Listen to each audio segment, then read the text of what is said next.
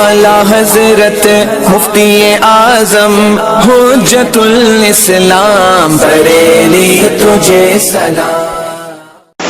بسم اللہ الرحمن الرحیم۔ وإنما حكم على تلك الأمور الغير المتناهية بكونها معدات لأنها محال المعدات، وفي حكمها في عدم لزوم الاجتماع في الوجود۔ یہاں سے علامہ امیر ایک سوال اور اس کا جواب عنایت فرمائیں گے۔ سوال یہ ہے کہ آپ نے ماقبل کے سبق میں یہ جانا کہ امور غیر متناہیہ میں جو حرکات فکریہ انتقالات ذہنیہ واقع ہوتی ہیں، وہ حرکات فکریہ انتقالات ذہنیہ امور مطلوب کے ساتھ جمع نہ ہونے کی وجہ سے معدات ہیں، لیکن امور غیر متناہیہ یہ مطلوب کے حصول کے لیے معدات نہیں ہیں۔ تو جب امور غیر متناہیہ معدات نہیں ہیں تو پھر شارح نے امور غیر متناہیہ کو معدات کا نام کیوں دے دیا؟ کیا سوال ہوا؟ سوال یہ ہوا کہ معدات حقیقت میں حرکات فکریہ اور انتقالات ذہنیہ ہیں، تو حرکات فکریہ اور انتقالات ذہنیہ کو ہی معدات کہنا چاہیے تھا، نہ کہ امور غیر متناہیہ کو، کیونکہ امور غیر متناہیہ تو مطلوب کے ساتھ جمع ہو جاتے ہیں۔ جو چیز مطلوب کے ساتھ جمع ہو اس کو معد نہیں کہا جاتا، تو پھر شارح نے امور غیر متناہیہ کو معدات کا نام کیوں دیا؟ یہ تھا سوال۔ اس سوال کے علامہ امیر نے دو جواب دیے ہیں۔ پہلا جواب یہ دیا ہے کہ امور غیر متناہیہ کو معدات نام اس لیے دیا کہ امور غیر متناہیہ حرکات فکریہ انتقالات ذہنیہ کے لیے محل ہے، کیونکہ انتقالات ذہنیہ اور حرکات فکریہ یہ امور غیر متناہی میں واقع ہوتی ہیں، اور جس میں جو چیز واقع ہو وہ چیز محل کہلاتی ہے۔ لہذا امور غیر متناہیہ محل ہوئے کس کے لیے؟ حرکات فکریہ انتقالات ذہنیہ کے لیے، جو کہ کیا معدات ہیں۔ تو اب آپ یہ کہہ لیجئے کہ امور غیر متناہیہ یہ معدات کا محل ہے۔ محل تو یہاں محل کو حال کا نام دے دیا، معدات چونکہ حال ہوئے اور حال کا نام کس کو دے دیا؟ محل کو دے دیا۔ تو جناب والا یہ ہو گیا تسمیت المحل باسم الحال کے قبیل سے، یعنی محل کو حال کا نام دے دینا۔ تو اس وجہ سے امور غیر متناہی کو شارح نے کیا کہہ دیا؟ معدات کہہ دیا۔ دوسری وجہ یہ ہے کہ امور غیر متناہی کے تعلق سے آپ نے جانا کہ ان کا مطلوب کے ساتھ جمع ہونا ضروری نہیں ہے۔ تو امور غیر متناہیہ کا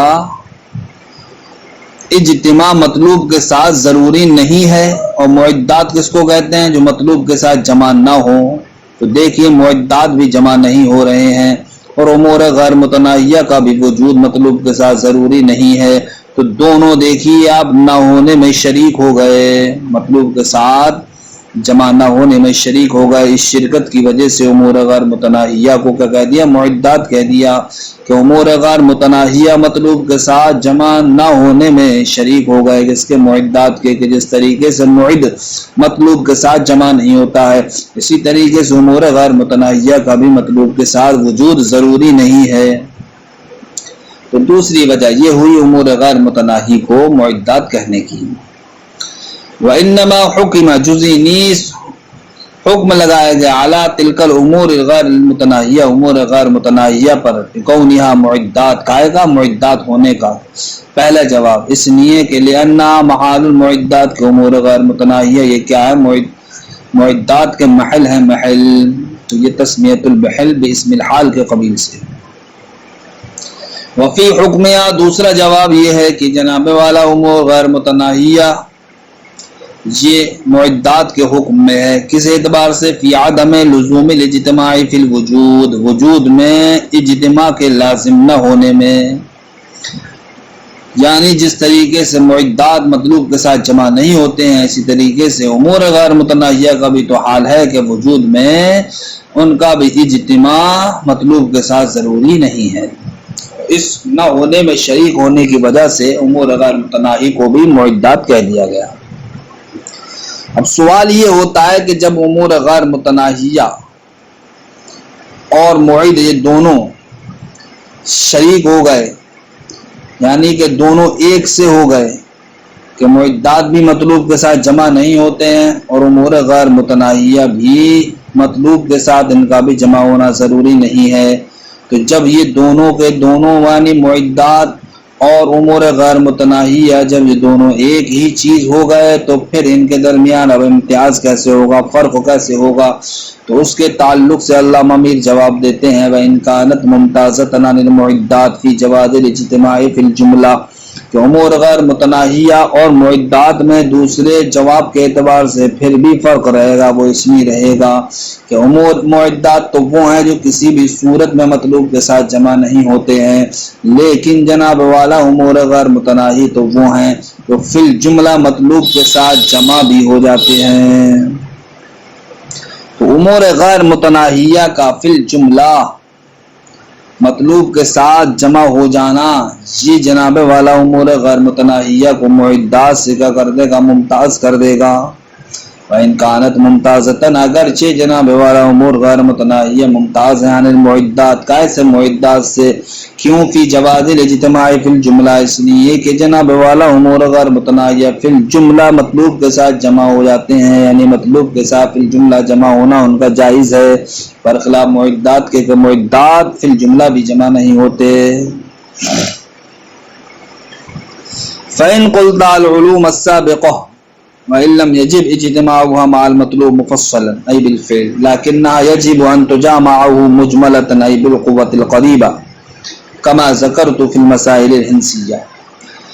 یہاں سے ایک اور اعتراض ذکر کر رہے ہیں، پھر اس اعتراض کے دو جواب علامہ میر عنایت فرمائیں گے۔ اعتراض یہ ہے کہ آپ نے کہا کہ علوم سابقہ اگرچہ ان کا مطلوب کے ساتھ جمع ہونا بالفعل ضروری نہیں ہے، لیکن جناب والا آپ نے یہ تو کہا تھا کہ امور غیر متناہیہ کا مطلوب کے ساتھ اجمالاً جمع ہونا ضروری ہے۔ تو اب ایسی صورت میں اگرچہ امور غیر متناہیہ کا مطلوب کے ساتھ تفصیلاً بالفعل جمع ہونا لازم نہیں آئے گا، لیکن اجمالاً بالقوہ تو مطلوب کے ساتھ امور غیر متناہیہ کا اجتماع لازم آئے گا۔ تو دیکھیے خرابی پھر بھی لازم آ رہی ہے، اگرچہ تفصیلاً نہیں آ رہی ہے، کم سے کم اجمالاً تو آ ہی رہی ہے۔ یہ ہے معترض کا اعتراض کہ امور غیر متناہیہ کو مطلوب کے حصول کے لیے اگر ہم ذریعہ و سبب بنائیں تو اگرچہ ماقبل میں جو گفتگو کی گئی تھی اس گفتگو کے اعتبار سے تفصیلاً مطلوب کے ساتھ جمع ہونا اگرچہ ضروری نہیں تھا، لیکن امور غیر متناہیہ کا مطلوب کے ساتھ اجمالاً بالقوہ جمع ہونا یہ تو ضروری تھا۔ تو جب اجمالاً بالقوہ امور غیر متناہیہ مطلوب کے ساتھ جمع ہو جائیں گے تو معترض کہتا ہے تو اب اگرچہ تفصیلاً امور غیر متناہیہ کا اجتماع لازم نہیں آئے گا، لیکن اجمالاً تو اب بھی امور غیر متناہیہ کا اجتماع لازم آئے گا۔ تو امور غیر متناہی کے اجتماع سے آپ کہاں بچ پا رہے ہیں؟ اس کا پہلا جواب علامہ میر نے یہ دیا ہے کہ امور غیر متناہیہ کا اجتماع جو محال ہے وہ تفصیلاً بالفعل محال ہے، اور رہا امور غیر متناہیہ کا اجتماع اجمالاً بالقوہ تو یہ محال نہیں ہے۔ اب اگر یہ لازم بھی آتا ہے اجمالاً بالقوہ تو اس سے کوئی خرابی لازم نہیں آئے گی۔ تو پہلا جواب یہ ہوا کہ امور غیر متناہیہ کا اجتماع جو محال ہے وہ اجتماع ہے جو امور غیر متناہیہ کا تفصیلاً بالفعل ہو، اور رہا وہ اجتماع جو اجمالاً بالقوہ ہوا، ایسا اجتماع یہ محال نہیں ہے۔ جب محال نہیں ہے تو اب خرابی لازم نہیں آئے گی، معترض کا اعتراض مندفع ہو جائے گا۔ اور دوسرا جواب انکاری طور پر یہ دیتے ہیں کہ جس طریقے سے مطلوب کے حصول کے لیے امور غیر متناہیہ کا اجتماع تفصیلاً بالفعل جائز نہیں ہے، اسی طریقے سے علامہ میر فرماتے ہیں کہ امور غیر متناہیہ کا اجتماع مطلوب کے حصول کے لیے یہ اجمالاً بالقوہ بھی جائز نہیں ہے۔ یعنی کہ مطلوب کا حصول بغیر امور غیر متناہیہ کے ہو جائے گا، یعنی کہ اگرچہ امور غیر متناہیہ اجمالاً بالقوہ حاصل نہ ہو تب بھی مطلوب کا حصول ہو جائے گا۔ لہذا مطلوب کا حصول یہ امور غیر متناہیہ کے اجمالاً بالقوہ ہونے پر موقوف نہیں ہے۔ جب نہیں ہے تو اب ایسی صورت میں نہ تو جناب والا تفصیلاً امور غیر متناہیہ کا اجتماع لازم آئے گا، نہ اجمالاً لازم آئے گا۔ اب اگر آپ یہ کہتے ہیں کہ جناب والا ابھی تو آپ نے کہا تھا کہ امور غیر مطلوب کا حصول جب امور غیر متناہیہ سے ہوگا تو امور غیر متناہیہ کا اجمالاً بالقوہ ہی ہونا وہاں پر کافی ہے، تو اب آپ اس کی نفی کر رہے ہیں، تو اس نفی پر آپ کے پاس کیا کوئی دلیل ہے؟ تو علامہ میر فرماتے ہیں نفی ہم نے کری ہے، اب آپ جناب والا اس نفی پر دلیل دیں گے، ہم نہیں دیں گے۔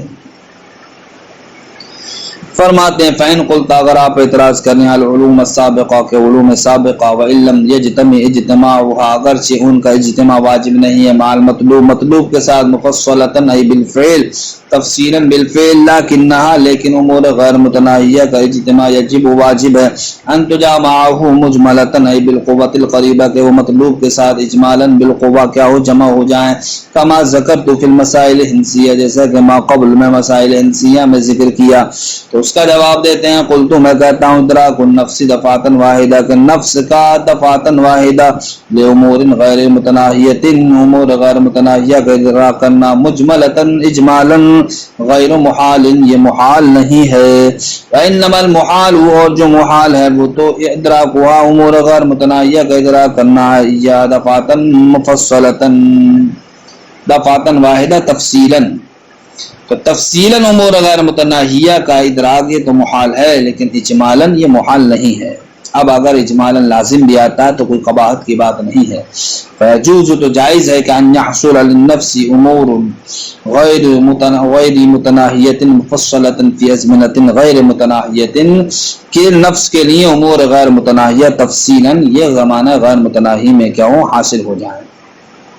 ویکون تلک الامور اور وہ امور غیر متناہیہ اجمالاً بالفعل حاصلۃ لہا الان اس کو کیا اب حاصل ہوں کب ای تلک الامور حاصلۃ بالفعل عند حصول المطلوب یعنی کہ وہ امور اس کو بالفعل حاصل ہوں کب مطلوب کے حاصل ہونے کے وقت، یعنی کہ امور غیر متناہیہ کہ جن پر مطلوب کا حصول کیا موقوف ہے تو ان امور کے اندر جب دو اعتبار ہو گئے ایک اجمالاً اور ایک تفصیلاً، تو تفصیلاً اگرچہ اس کے زمانہ غیر متناہیہ میں حاصل ہوں گے لیکن اجمالاً مطلوب کے حاصل ہونے کا وقت اس کو کیا ہوں حاصل ہوں، لہذا جب اجمالاً مطلوب کے حاصل ہونے کا وقت وہ حاصل ہوں گے تو اب مطلوب ان امور غیر متناہیہ کے اجمالاً پائے جانے کی وجہ سے حاصل ہو جائے گا، اور اس اجتماع سے کوئی محال بھی لازم نہیں آتا، اس لیے اگر امور غیر متناہیہ کا اجتماع بالقوہ لازم آ رہا ہے تو اس میں کوئی قباحت کی بات نہیں ہے۔